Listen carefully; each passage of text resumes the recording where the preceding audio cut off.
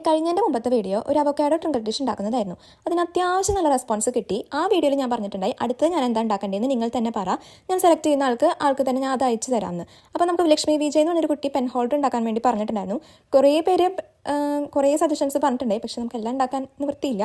അപ്പോൾ എൻ്റെ മനസ്സിലും ഓൾറെഡി ഒരു പെൻ ഹോൾഡർ കിടപ്പുണ്ടായി. അപ്പോൾ ഞാനത് തന്നെ ഉണ്ടാക്കാമെന്ന് വിചാരിച്ചത്. കുറച്ചൊരു ക്യൂട്ടായിക്കോട്ടെ എന്ന് വെച്ചിട്ടാണ് മഷ്റൂം തീമിൽ തന്നെ പെൻ ഹോൾഡർ ഞാൻ പിടിച്ചത്. പിൻട്രസ്റ്റിൽ നിന്നാണ് റെഫറൻസ് എടുത്തത്.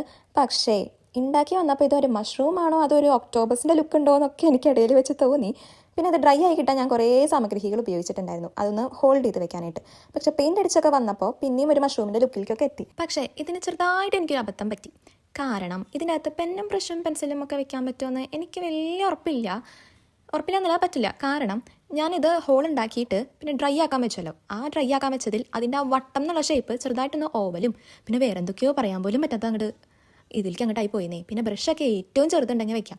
പക്ഷെ നമുക്കിതിനെ കൊണ്ട് വേറൊരു ഉപകാരമുണ്ട്. നമുക്കിതൊരു ചന്ദനത്തിരിയായിട്ടും യൂസ് ചെയ്യാം.